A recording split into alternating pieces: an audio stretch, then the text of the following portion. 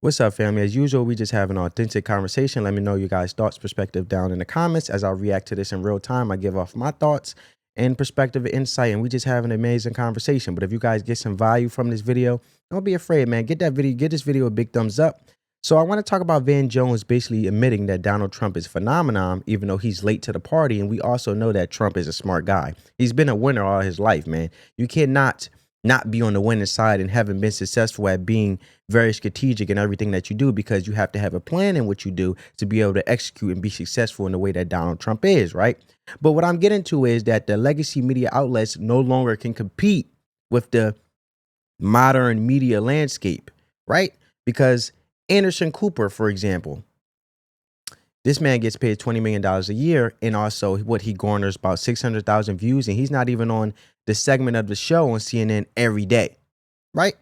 But my point that I'm making is he's getting to the bag and he's getting his money, and I'm never going to sit there and belittle anybody or debunk them from getting to the bag in regards of providing for themselves and taking care of family members, et cetera, et cetera. But 600,000 views is where I'm trying to get at and substantiate my point in. That's nothing. Dudes are sitting in the garage producing more views than these legacy media outlets like a Anderson Cooper at way less than a cost, and being very effective and very qualitative in regards of how they produce their content and resonating with the American people, right? For example, you have an individual like Kai Cenat, podcaster. My man has a high school education and he's doing way over 600,000 views, millions and millions of views, millionaire, doing better than these legacy media outlets who are dwindling and they're sinking and they're all falling down like dominoes. CNN, MSNBC, NBC, and mind you, family, remember, CNN is supposed to be this. Is CNN the most trusted name in news? The most trusted name in news. But they have been so dedicated and being infatuated with the establishment, in this case, the Democratic Party, where they're so busy being biased and being so spoiled and having a monopoly of truth for so long that they always been used to being the only entity to be the news source in regards of reporting the news when it comes to politics and political commentary. Now that that's been taken away because the media age has grown and been innovative and revolutionized more than ever, we the people, as I like to say, you are the media now, Elon Musk said. We are the media. So now these spoiled legacy media outlets, they have competition. As we live in a capitalistic environment, we compete. And at the end of the day, you earn your keep. You earn your keep.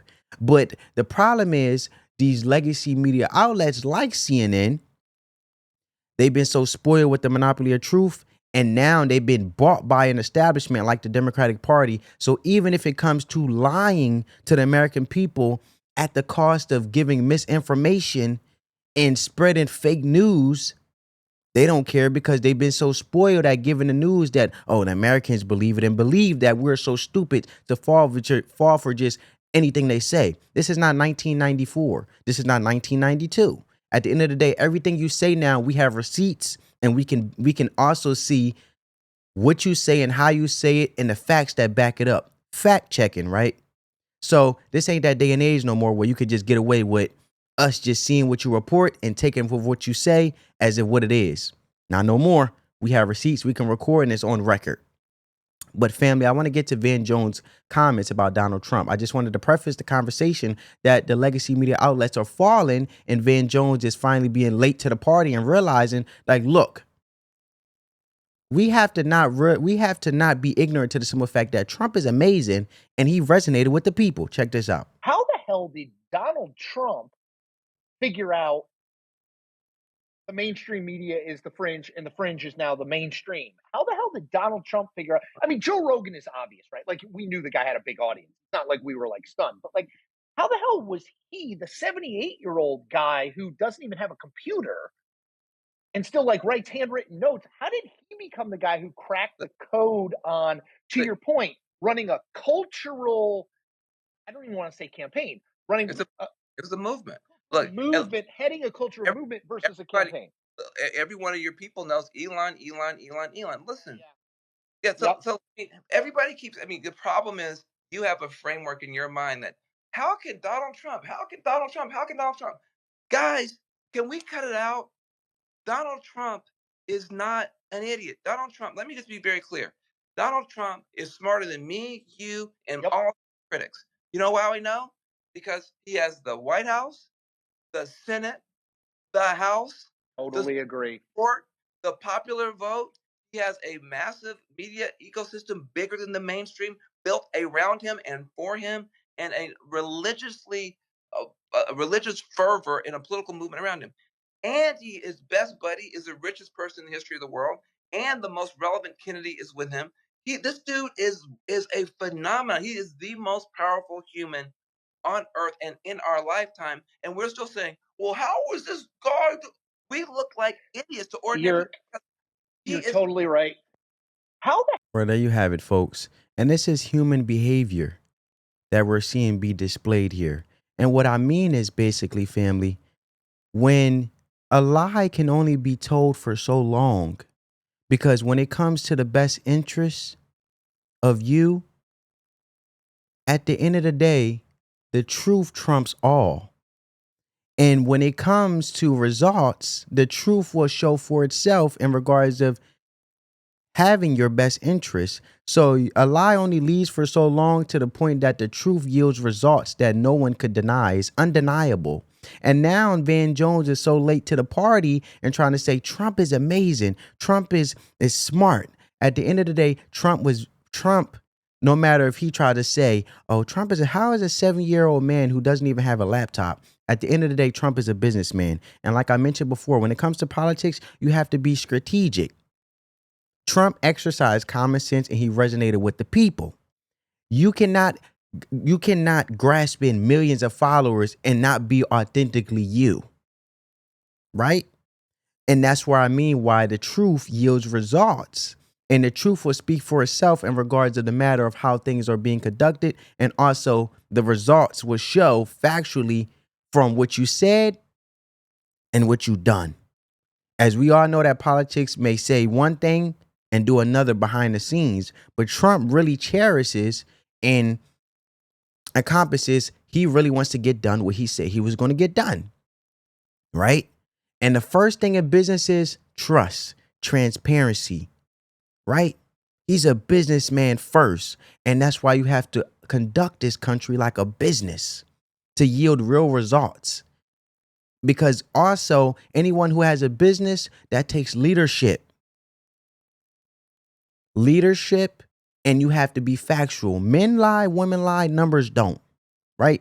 So Trump know how to resonate with the people, but also he understands the landscape in regards to the direction that the people is going, where he can reach out to the people even more, right? He has a great team around him, and at the end of the day, he's not so busy being in the echo chamber, unlike these DNC individuals or these Democratic individuals, pro-Democrat individuals, who are so busy, they're old fossils laying in their bed when the Democratic Party and Kamala Harris denied Joe Rogan's invite. Donald Trump took it on and went to the podcast, and Joe Rogan garners millions of views, way more than CNN and Anderson Cooper and all these guys, anchors, right? So when you are so busy used to how you do things and you're not resonating with the people and meeting the people where they're at, how do you expect not to lose? And if the Democratic Party keep moving in this direction, they're going to be losing you for years and years and years to come. And if you don't believe me, you don't believe me. Check out what Mitt Romney had to say in regards of the matter. All right, folks, let me get the banner up real quick. All right. Mitt Romney, check out what he had to say. You said in an interview a few months ago that, quote, there's a good chance that the Republican Party is going to need to be rebuilt or reoriented, and that you want to have a voice in the post-Trump Republican Party. Do you still think there's going to be a post-Trump Republican Party, or is MAGA now the Republican Party? Oh, MAGA is the Republican Party, and Donald Trump is the Republican Party today. And if you were to ask me who the nominee will be in 2028, I think it'll be J.D. Vance, all right? He's smart, well-spoken, part of the MAGA movement.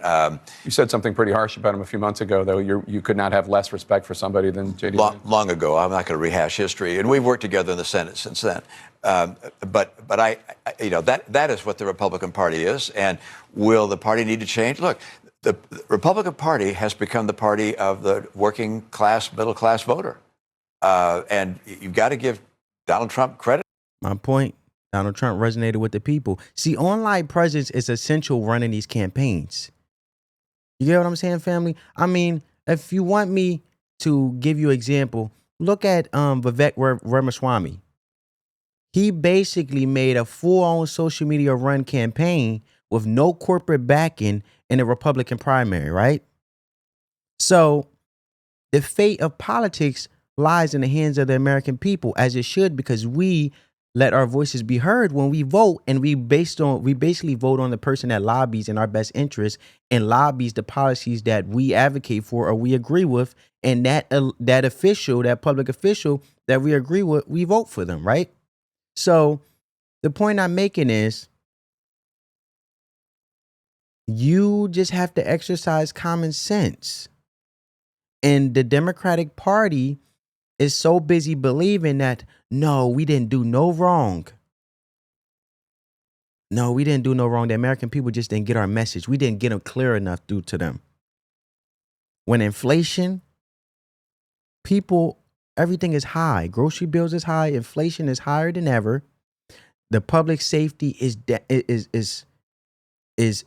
basically detrimental. Is public safety is not there. The border is open. We got illegal immigrants coming over. And then you want to scream left when you put men in women's sports. But anyway, let's continue to see what Mitt Romney has to say. I'm gonna rewind it back a little bit. You've got to give Donald Trump credit for having done that, taken that away from the Democrats. Democrats pushed him out. All right, the Bernie Sanders, Elizabeth Warren faction of the Democrat Party with some of this, defund the police and transgenders in, biological males in women's sports. These things had a lot of people in the middle class just flee the Democratic Party. They're now Republicans. Now, one of the challenges in my party is that our policies do not necessarily line up with the interests of our voters. And so there'll be some reorientation that's going to be necessary in my party. The Democrat Party is the one in trouble. I don't know how they recover. I'm not going to tell them what to do because I would begin to have the capacity to do so. But they've lost their base. Union guys and gals have left the Democratic Party and are voting Republican. And the Democratic Party is seen not as rich people, but as college professors and woke scolds. And there you have it, folks. You didn't just hear it from me. Mitt Romney said exactly what's going to occur. And if the Democrats keep going down this road, they'll keep losing elections. And we'll see in the next 4 years if Trump even do what half of or execute a majority of what he said. I think the Democratic Party will take a longer time to revamp itself, because I do believe that J.D. Vance will be next. I'll say the next 8 years or even more, because this Democratic Party is so out of touch. I want J.D. Vance and then Vivek Ramaswamy to be presidents. You know what I'm saying? J.D. Vance is ready. But the point I'm making is Trump is outside of the establishment, and not only did he resonate with the people, but he says what he's going to do and mean what he's going to say, rather than your typical politician who says one thing and do another, right? And at the end of the day, people just want transparency. People want solutions, man. People out here are suffering.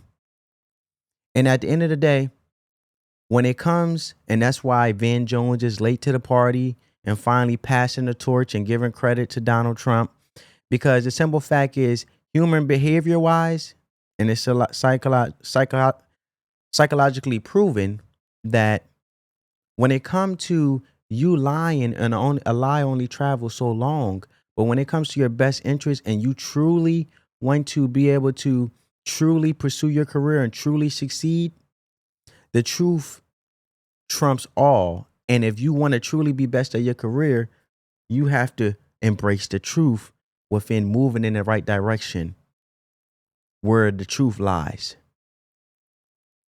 Running with a lie is not going to solve anything, because a lie can only be kept for so long. But if you truly want to grow and go in the right direction, it starts with the truth.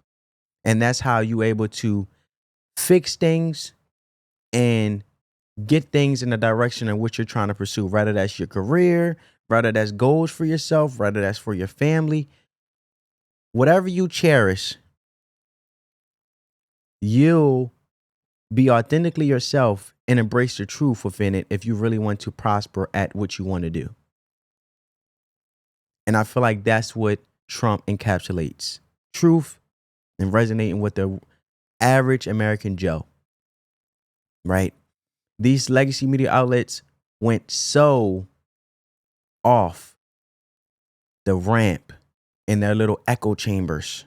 The Joy Reids, the View, the Lunch Ladies, who else?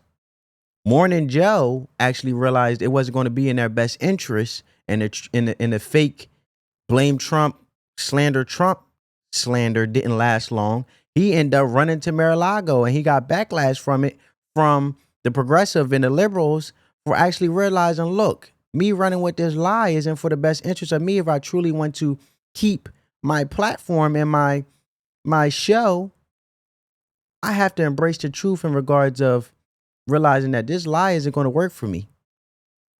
The truth is where it lies if I really want to continue to be on air and prosper. So a lot of people gave Morning Joe slack for running to talk to Trump and Mar-a-Lago. But I'm going to leave it there, family. Let me know you guys' thoughts, insight, and perspective. Give this video a big thumbs up if you got some value from it. Hope it resonated with you in some way, shape, or form. At the end of the day, love you guys. Peace.